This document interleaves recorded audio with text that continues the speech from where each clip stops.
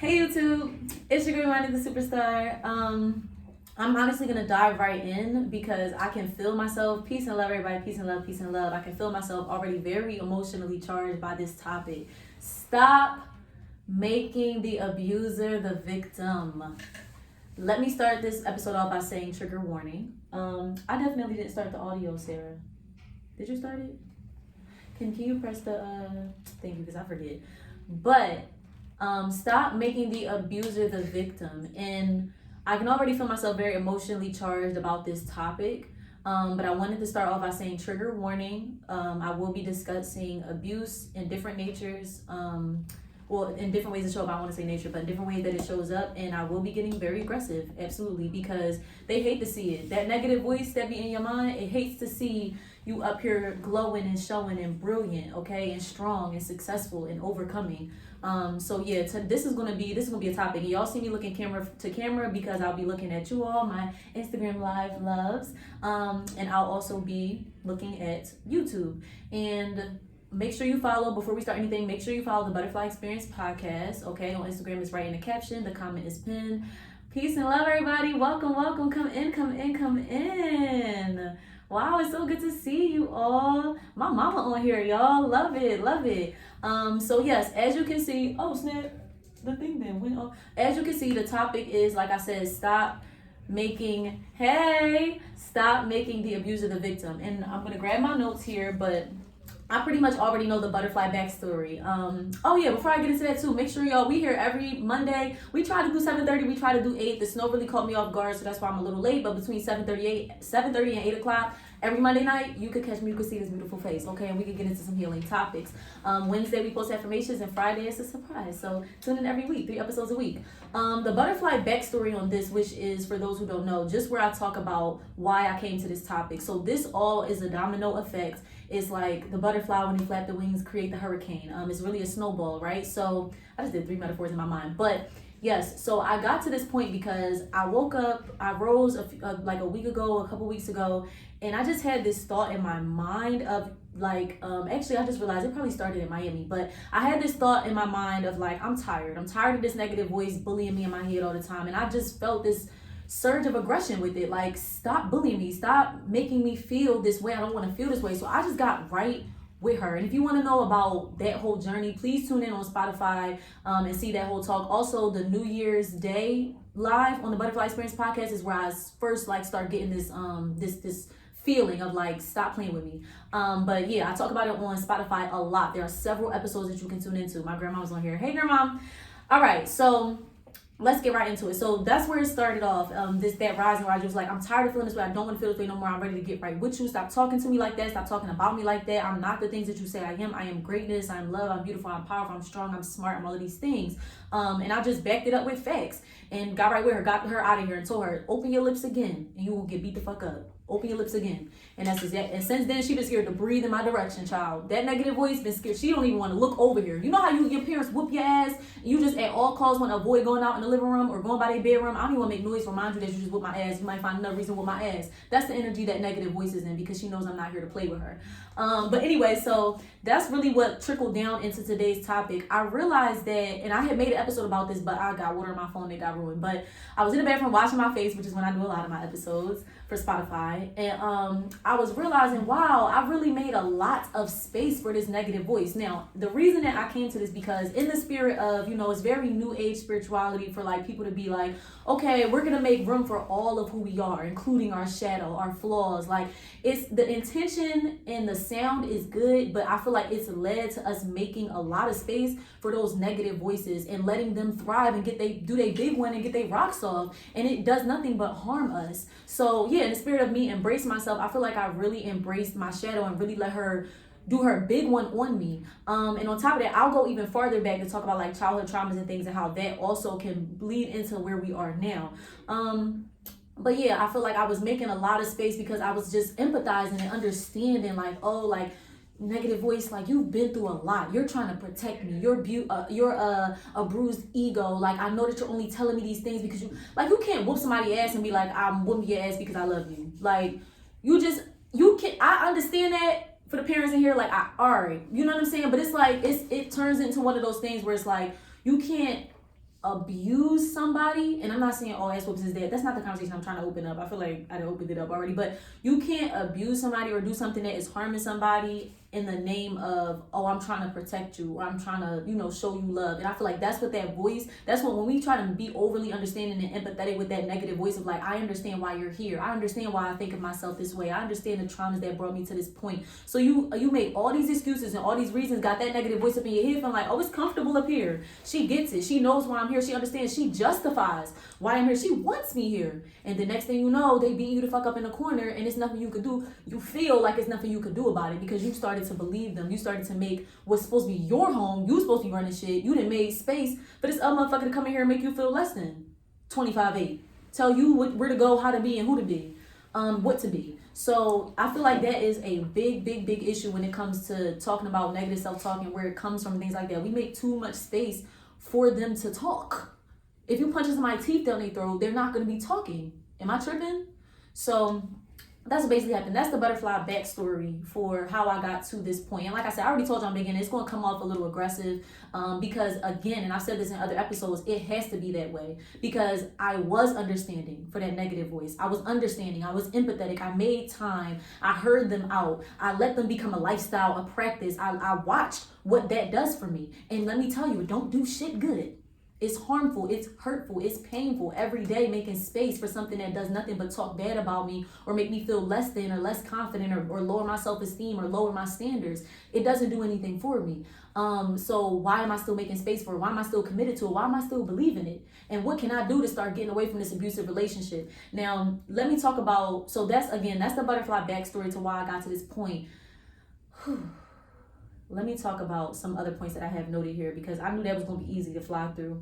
One of the main topics that I started off saying are negative voices are ops, not victims. I'll say that again.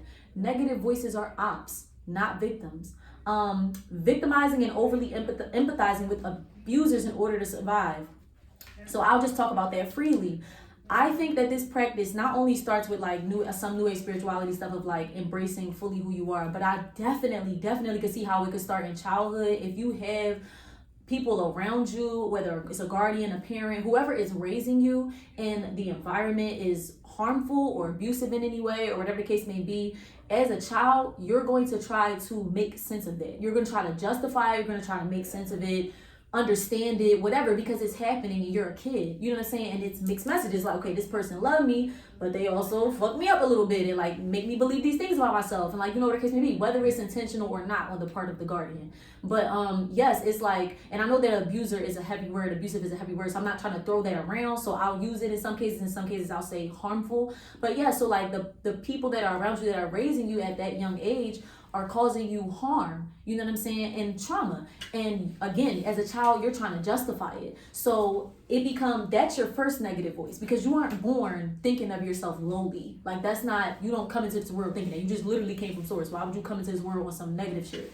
But yeah, so that is the first voice. The first voice that you hear, whoever is raising you, and however, like, even if it's habits, even if they're not necessarily doing it to you, but it's habits that they have that practice self-harm, or they are shitty towards themselves or have low self-esteem or whatever, and you see that show up in whatever way. These are all things as a young sponge you are internalizing and making sense of. That's literally all we do when we're kids, is make sense of the world that's around us. We just fucking got here. You know what I'm saying? So everything is like, oh, well, this must equal this, and like, I must need to do this to do that. And even if nobody's explaining it to us, then as kids, we are plugging shit in. If a parent is not telling you why you never fucking see them, and every time you see them, they bring in something harmful around you, or the case may be, if they're not explaining why the fuck that's happening, even if they are, you're a kid, so you'll never get it on an adult level, you're gonna punch shit in. Oh, my dad must, be out here pimping and stuff like that, because that's how you should treat women. Like, you should call them a bunch of bitches and disrespect them and put your hands on them in public and behind closed doors. Like, it must be because that's what women deserve. You know what I'm saying? And then if you're a daughter, if you're a young lady and you're watching that, then you might think that must be what I deserve. That's what's normalized. You, again, just punching shit in. Maybe if you asked the dad, he wouldn't say that. He'd be like, no, you don't deserve this, whatever. But again, you're making sense of it. So anyway, that's how you internalize negative voices, negative habits coming up. And I feel like the biggest point that I'm making tonight is, when you're raised by somebody who causes you a lot of harm and trauma, again, you normalize it because you have to. You normalize it, you make sense of it, you justify it because you have to survive. And so when that internalized negative voice develops within you, you make space for it. Because that's what the fuck you did when it was your guardian. That's what you did when it was your parent. That's what you did when it was your older sibling that was raising you, grandma, whoever it was. You made space for them because you ain't have a choice. You made space, you figured out how to survive while also having that bully on your back. So now as an adult, a young adult, old adult, whatever age you are, and now it's existing up here. Now nobody's doing it to you necessarily. You're doing it to yourself because it's learned behavior, and you make space for it. You normalize it. You justify it. Whatever you need to do to allow it to exist, to allow it to thrive, so that you can keep on going at that mediocre. Not that you're doing anything mediocre, but that mediocre emotional feeling for the rest of your life, because that's what happened at a young age. So it's like, okay, I had this terrible existence then. Why would I think it would change? This is what life is. You kind of carry that. I hope that's resonating. I hope that's making sense. That's the conclusion I came to as I'm seeking understanding where this negative voice came from and why it felt so comfortable just thinking it was going to run up on me like that for all of this time, and why was it allowed? Where did I get that thought process from?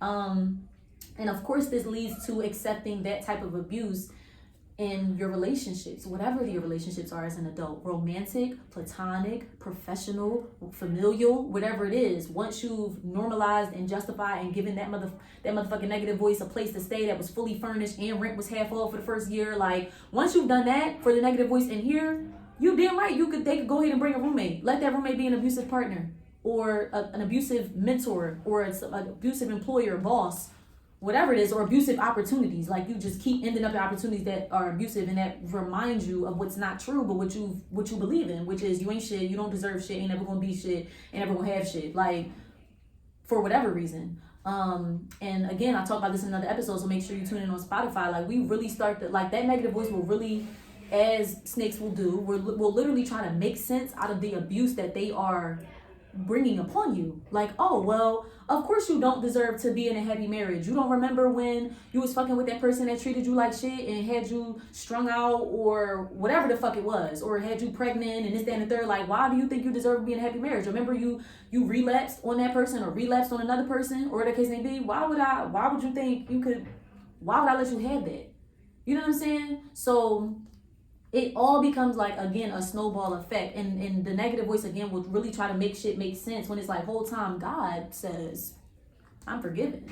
God says there's always hope. God says I could walk in the mirror right now in this instant with you sitting right here, look in the mirror and say, this is not what I want to do no more, this isn't who I want to be, and I'd be justified because you're an abuser. So a lot of times, and I won't talk too much about it because I talk about it in another episode, a lot of times, again, the abuser, whether it's a negative voice, a real actual person, whatever it is, they will really try to pull up receipts. And because the receipts are things you are ashamed of and things you're trying to heal from, things you regret, things you hate about yourself or hate about your journey, when that nigga roll them receipts out, that snake, that negative voice roll them receipts out, it's going to hit your ass. It's going to hit you, but you have to choose to be strong enough to energize the thought of you being better, the idea of you being better, to energize a better future. And remember that anything that Satan tries to hold against you, just become a real Christian. I didn't mean to come on here and say I'm a real Christian like this, but Satan, snakes, negative voice, whatever the fuck it is, they all hold hands and kumbaya together. Whatever that receipts that they rolling out, or whatever fucking red carpet of hot ass hell lava that they rolling out for you to walk on, it's a choice. And we'll get to that. Anyway, you can choose to exist in your power, and you can choose to want different, see different, be better, and you always were. That's the thing. Why do you think they're even so gung-ho on trying to convince you? That's what they're doing, convincing, trying to persuade. When you're trying to convince or persuade, it's usually because that's what you need in order to make somebody believe in that shit. When it's real and it's raw and it's true, how much God ain't doing no motherfucking overly convincing for you niggas. I'm not overly convincing somebody of my worth. I said this on the last live. Last week we was talking about this. We talked about God's timing.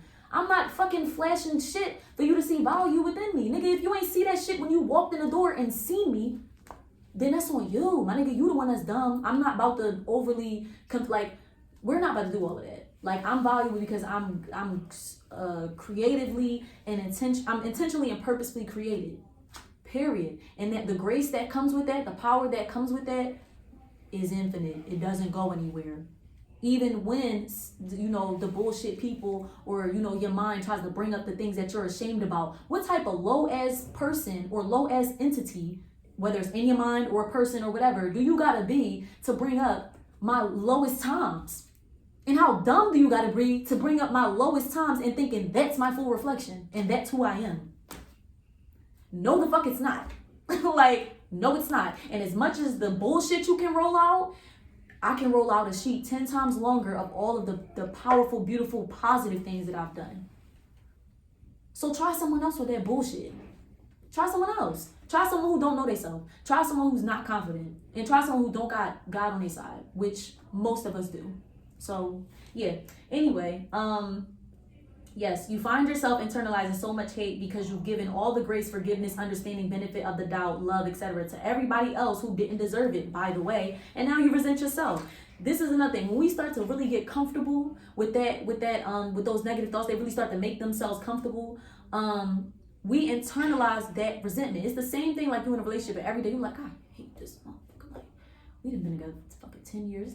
Wear me down. You know what I'm saying?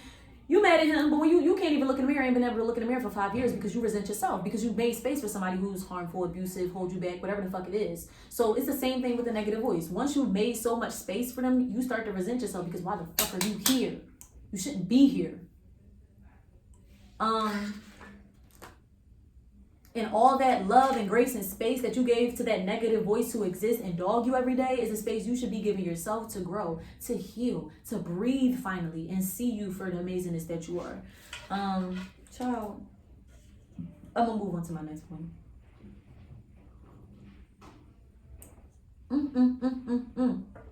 That thing is so good. All right, this is the part where I talk about remember who you are. I'm gonna read exactly what I have here. You are not a pushover.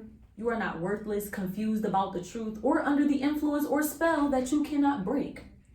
You have willpower. You have audacity, knowing, bravery. Stop excusing the inexcusable, tolerating the intolerable. Start delivering the necessary consequences for the criminal. It is a crime to abuse God's precious gem, such as yourself. Child, I was about to slip up, but all of that to say, because I have more points, but I wanted to really read that part because it's like, when the words came to me of like, stop excusing the inexcusable, stop tolerating the intolerable, and start dishing out the necessary consequences for these fucking criminals. Because it is a crime. It is a crime for you to be miserable every day. It is a crime for you to be so unhappy with yourself when you have the willpower, the magic, the backing, the resources, the talent, the skill, the education, the experience. Everything you need in order to heal yourself and attract better and let go of the bullshit ass person that's sitting in your mind, just sitting there getting fat off of your low self-esteem. That's why it's so low, because that nigga eat at it all day. All day. Snacking on that shit. Making full course meals out of your self-esteem. No wonder you ain't fucking got none left.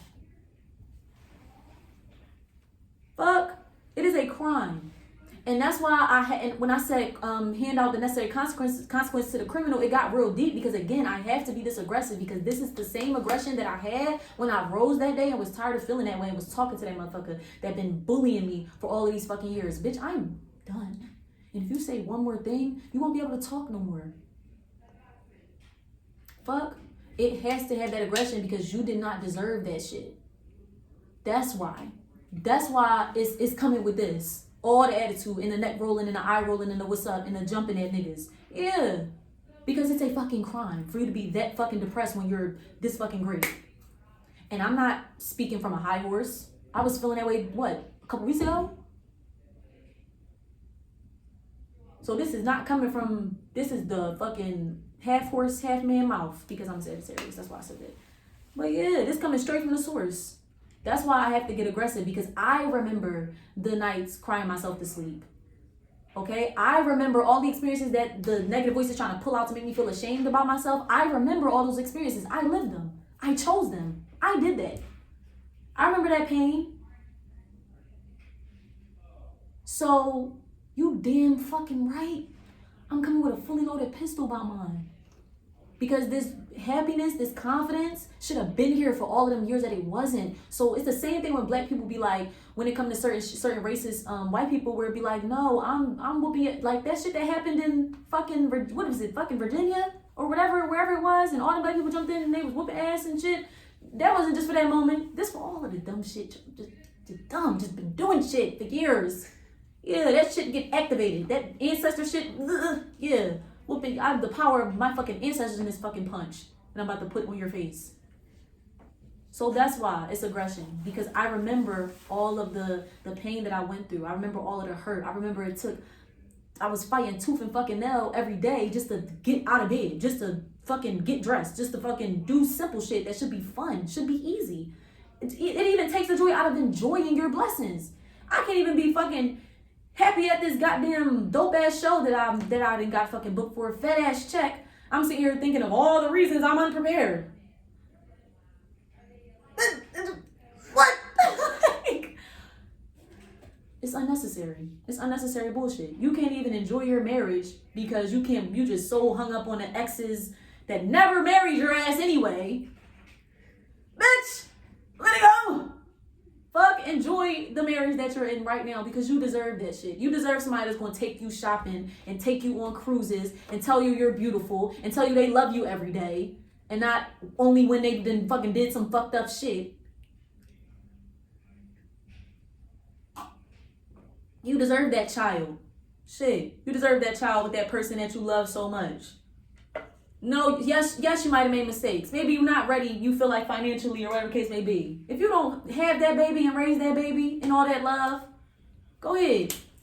You deserve that. You deserve a family. Just because you made some mistakes in the past, all right, that was before the kids. And if anything, it prepared you. So let all of that shit go. That child chose you. Have that child. Also, I am pro women doing whatever the fuck they want with their bodies. But these just be, certain messages for certain people. Yeah, but that baby. That baby is going to bless you in ways you cannot fucking imagine. And you sit here thinking you undeserving of motherhood. You are going to be the best mom a mom ever been to the best. Child. You know what the fuck I'm trying to say. You're going to be the best mom. Don't worry about that shit. And can't nobody tell you how to do it because you were born to do it. I'll tell you one thing. My mom, alright, I'm going to get back on task. But what? People always talk about, your mom just go above and beyond and this, that, and the third. Yeah, I got a good ass mom. Okay, nobody's relationship with their mom is perfect, but I got a good ass mom. My mom didn't let us do shit that she felt was my kids ain't doing that shit.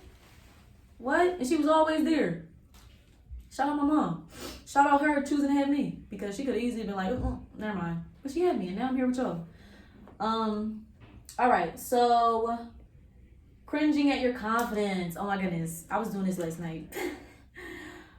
That's my mama. And she has an art business. But yeah, I was doing this last night, cringing in my confidence, because I was just like, who are you to be telling these people anything, girl? Because it was so abrasive. Like, so just like, this equals that and that equals that, bitch. And I'm telling you what it is. Bitch, how the fuck do you know? Oh, that's a neon sign. I want a neon sign so bad. How the fuck do you know what to tell these people? And you know what I wrote in my book? This is my answer to that. Who am I to XYZ? A guide, a messenger. Ooh, I told myself, right? Me. A soul brave enough to share. We need people who are brave, not fearless. People who decided, even after it all, to not trust the op and demolish them. Anyway, I wanted to say that because sometimes when we are, like, we might watch videos of ourselves, we was real confident, like, look at pictures or whatever the case may be, and just feel like, who am I to feel this way about myself? Because we felt differently for so long. We felt lower, or we operated in a sense of like not having a lot of confidence for so long. So when we see this different way of existing, it's like, ooh, it's cringe. It's like, ooh, what's that? That's new. I don't like it. It's sticky. You know what I'm saying? And that's okay, but it's still natural. It's still natural, and it's what it's supposed to be. And when you're asking yourself, like, who am I to be the boss of this, or who am I to lead this, or who am I to be, taking in this blessing and thriving from it, you're exactly who God felt was deserving. So who are you questioning? Who are you really questioning? Are you questioning yourself? Are you questioning God's judgment? Because why would they give it to you if they didn't feel like you were worthy? And on top of that, a lot of times, I said this in my last live, you're more prepared than you think. You want to know who you are? And this isn't on my notes either. You want to know who you are? You're the same person that's in this moment that got all the way here after all of the abuse that you went through, after all of the trauma that you went through, after all the sleepless, crying nights, after all of the self-sabotage, all of those things, all of those years, and you're actually still here living, breathing, having a part of you that thinks that, you know what, one day I could have better, and is holding on to that hope, even after being beaten and fucking battered. That's who you are. Or at least that's what you've been through. Who you want to be from that healing point, from that understanding that I've come this far and I've been this strong for this long and now I want better, who you are after that is endless. There are endless options for you to choose what kind of fucking superhero you want to be, what powers you want to have, what part of the fucking Marvel universe you want to save. It's endless. There is no stopping after that. And hopefully you can hold on to that aggression for that motherfucker that act like they kind of might want to fix their lips to say some dumb shit. Hold on to them boxing gloves. Hold on to the Vaseline. Because they might try it, might be like, oh no, she do look a little more brilliant than usual, but I still might be able to poke a little bit. Break their fingers every time. Every time, send those reminders. Because who you are does not stop with the mistakes that you made. It doesn't stop with the shit that you used to tolerate, the boundaries that you used to not respect. It doesn't stop with the limited way you used to see yourself. That's not where it stops. Those are things that you've been through. Oh, I love it. We've learned so much from you. That's why we are who we are. I guess I'll end this by saying, please stop. Well, this isn't ending, but part of, as we're coming closer to a close, I'll say, please stop over empathizing with people who do not give a fuck, or who say they give a fuck and their actions do not show that, or the level of harm that they've done in your heart does not surpass the level of good. This is the good, this is the harm. Stop making excuses for people. If they wanted to do better, this isn't every situation, but I'm gonna just keep it for the situation. You know what the fuck I'm talking about. If they wanted to do better, they would. You, on the other hand, you have to want better and you have to do better. And part of that is getting rid of that dumb shit, that negative voice in your head that's trying to convince you of shit that just is not fucking true. It's up to you and it's your responsibility to get rid of that motherfucker so you can move on and feel better and do better. And I'm sorry for the times that you had to, that it was your natural reaction to welcome harm, to seek it, attract it, or exist within it. I'm sorry for whatever happened that made you feel like that shit was normal. That mediocre ass shit was normal. And I'm sorry that something happened that made you feel like it was normal to have a bully on your back all the time. That just became your existence. That became how you did. And the crazy part is you still did all this amazing shit. And this is for myself and whoever else needs to hear it. You still survived and did all of this amazing shit while having that shit around you, existing and doing too much. You still was doing what you were doing. Imagine what you could do if you let that person go. Let them negative thoughts in your mind go. And I talk about this on Spotify. The fucking control that I felt, the joy, the peace that I felt since then, I don't know when I felt that last. I mean, I could tell you, actually, I know exactly when the last time I felt that shit. Probably beginning of the fucking pandemic. That freedom from all of the fucking, oh my God, like whatever the situation was. And that's something that only you can come to terms with. That's something that only I can do for myself. That's something only you can do for yourself. We've been on here for 30 minutes. That's really everything that I have to say. I think that God has made self-love is so general. God has made this journey of me letting go of my negative thoughts and how I think of myself one of my biggest testimonies right now. I said that this year, my New Year's resolution, is positive thoughts. And that might sound so like, oh girl, but it's like, no, seriously, because I had a lot of negative ones. I speak highly of myself. Speak highly of yourself. Behind closed doors, in your mind, in front of people, to people. Speak highly of yourself. Speak of your victories. And if you're going to speak of your losses, speak of them as if they are already turning into victories, because they are, because that's who you are. Get rid of anything that is less than that. I don't care if it's a person. I don't care if it's a check. Nothing is worth your peace of mind. Nothing is worth you feeling victorious before you fucking die. Like, what the fuck? I think that's all I have to say. And the person that you are forgiving that abused you or hurt you or harmed you when you were younger, forgiveness and internalizing are two different things. Sometimes we say, oh, I forgive you. But the forgiveness is coming from a space of, oh, I normalized it. So what am I really forgiving anyway? To forgive, you have to realize that something was done. You can't just live your life saying that you forgave someone when all you really did was justify it and made it make sense. And so you think that was forgiveness. No, the fuck it wasn't. That was you justifying it. If I justified it, I don't have nothing to forgive. You have to realize that something was fucking wrong. Then you forgive it. And the forgiveness is for yourself. But you do not do, number one, do what I just said. But number two, you also do not, I lost my train of thought. The thing that came to me though was carry it. You don't carry it and you don't practice it for yourself. You can forgive somebody, and which is for you. You can forgive somebody and still be around them. I'm not saying you have to cut this person off necessarily. I'm not saying you have to never speak to them again, but you can realize in your mind that shit was terrible and never do that shit again or never be in that experience again. Is there anything else?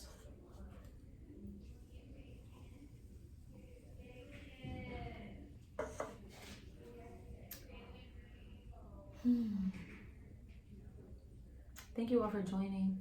Thank you for being here. Thank you for having these vulnerable conversations with me because they're not easy. And I'm still learning them, going through it, growing through it as I'm talking to y'all.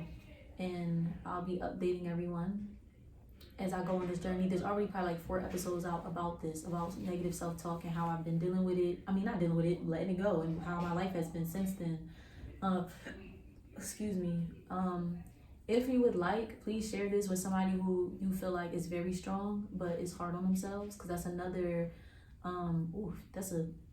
that's a whole nother, that's a big sign of negative self-talk. When you're hard on yourself, like extra hard, that's a sign of negative self-talk. And we sometimes take pride in it, like, oh, because of me being hard on myself, I'm this level of successful, or I'm this level of on point, or I'm this level of this, that, and the third. I love that for you, sweetie. We love it. Hair done, nails done, everything did. I love that. Are you happy with yourself? Like, how much pain do you endure to have to feel okay? To feel good about yourself? And that's not every situation. Some of us just bad bitches. I is one. But still, the baddest bitches, they be having that shit sometimes. Check on your bad bitches. Send this to a bad bitch that you want to check on.